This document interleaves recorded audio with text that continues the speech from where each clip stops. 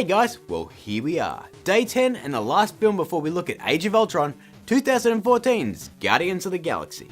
As I mentioned in my review for this late last year, I had never heard of this comic or any of its characters, and it really just seemed too weird for audiences to ever embrace, let alone become the phenomenon that it did.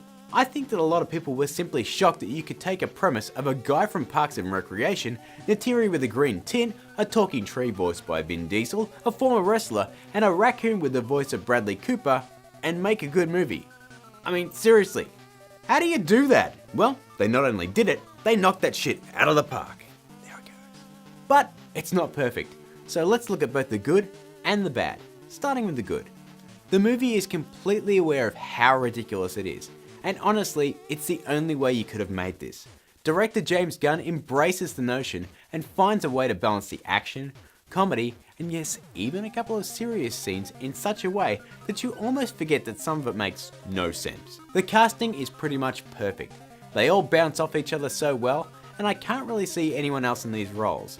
That said, I don't know why, but John C. Reilly kinda sticks out like a sore thumb for me. He's fun in the role, maybe it's just me, but I have a hard time looking at him without thinking of prestige worldwide. Boats and hoes, boats and hoes, I gotta have me my boats and hoes. What hasn't been said about the soundtrack to this movie? It's just so nice to have a comic book movie that has a great soundtrack, and more to the point, one that uses said soundtrack as a plot point. Not since Iron Man has a Marvel movie really embraced established music, and it's a refreshing change. Now onto the bad. I know I said in my previous review of this film that I thought the villain Ronan was exactly what the movie needed, as he's the only one in the movie taking himself seriously, and he provides a great contrast to the Guardians when they finally confront each other. But that doesn't stop him from being exactly like Malekith from Thor: The Dark World. They were both from an ancient race, hell-bent on returning themselves to the top of the food chain with the aid of an Infinity Stone. Pretty damn similar, eh? With all the great effects work going on in damn near every scene here, I really wish they dedicated a bit more time to realising Thanos, cause he looks a bit crappy compared to everything else going on around him.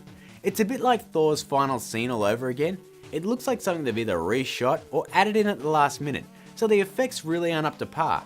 But for someone who's going to be the main villain for Avengers 3 and 4, I just wish they made him look a little bit better. Overall, Guardians of the Galaxy is a massive home run for Marvel. And when you can take one of your more obscure properties and turn it into a summer blockbuster that everyone loves and net a 91% on Rotten Tomatoes, you must be doing something right. I'm giving Guardians 5 Stanleys out of 5. So guys, what do you think of Guardians of the Galaxy? Let me know down in the comments or on my Twitter or on the Facebook page. If you're new here, put your finger on the neck of that subscribe button. We are down to our last film of Marvel Madness, so I'll see you tomorrow with my review of Avengers: Age of Ultron.